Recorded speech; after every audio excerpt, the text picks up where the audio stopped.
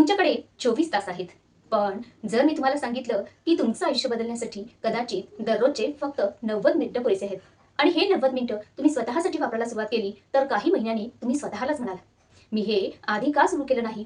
कारण आयुष्य बदलण्यासाठी नेहमी मोठा वेळ लागत नाही, तर कधी-कधी दररोजचे फक्त 90 मिनिटं पुरेसे असतात. नमस्कार, मी माधवी आणि तुम्ही पाहत आहात इन्स्पायर अँड बी इन्स्पायर्ड. आज आपण एका महत्त्वाच्या नियमाबद्दल बोलणार आहोत. 90 मिनिट रूल. आपला दिवस सुरू होतो आणि आपण लगेच मोबाईल पाहतो. व्हॉट्सॲप, इंस्टाग्राम, यूट्यूब, घरची कामं, नोकरी, ऑफिस आणि हे सगळं करताना एक गोष्ट मात्र राहून जाते, स्वतःसाठी वेळ. आपण सगळ्यांसाठी वेळ देतो, पण आपल्या स्वप्नांना, आपल्या ध्येयांना, आपल्या स्वतःच्या विकासासाठी कदाचित नाही. आणि म्हणूनच आजपासून एक छोटासा नियम ठेवा. दिवसातले पहिले किंवा तुमच्या सोयीचे 90 मिनिटं फक्त तुमच्या आयुष्यातल्या सर्वात महत्त्वाच्या ध्येयासाठी. कल्पना करा, दोन व्यक्ती आहेत. दोघांकडेही समान 24 तास आहेत. दोघांच्याही आयुष्यात कामं आहेत, जबाबदाऱ्या आहेत, अडचणी आहेत. पहिली व्यक्ती म्हणते, आज माझ्याकडे वेळ नाही, उद्या करेन. पण दुसरी व्यक्ती मात्र म्हणते, माझ्याकडे वेळ नाही, पण मी दररोज फक्त 90 मिनिटं स्वतःसाठी काढणार. पहिल्या व्यक्तीचे दिवस जातात, आठवडे जातात, महिने जातात, पण परिस्थिती तशीच राहते. दुसरी व्यक्ती मात्र दररोज फक्त 90 मिनिटं स्वतःसाठी काम करते. कधी अभ्यास, कधी व्यायाम, कधी यूट्यूब, कधी स्वतःच्या स्वप्नांसाठी काम. 90 मिनिटं खूप कमी वाटतात, पण 90 मिनिटं गुणिले 365 दिवस बरोबर 547 तासांपेक्षा जास्त. कल्पना करा, तुम्ही वर्षभर एखाद्या ध्येयासाठी 500 पेक्षा जास्त तास वापरले तर तुम्ही तिथेच राहाल का? नक्कीच नाही. मग या 90 मिनिट रूलचा नेमका अर्थ तरी काय?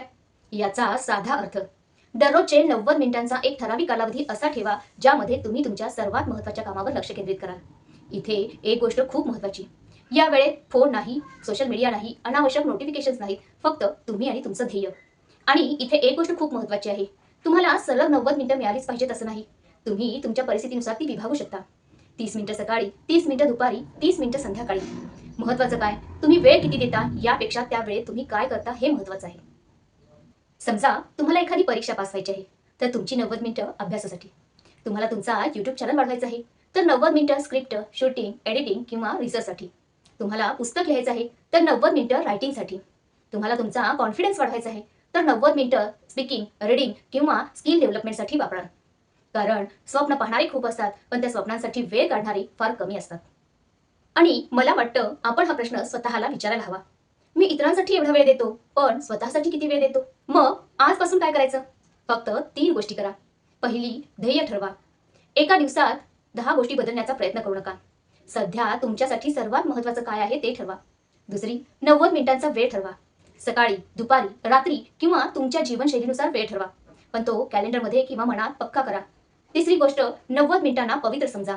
जसं आपण एखाद्या महत्त्वाच्या व्यक्तीसाठी वेळ राखून ठेवतो, तसं तुमच्या भविष्यासाठी वेळ राखून ठेवा.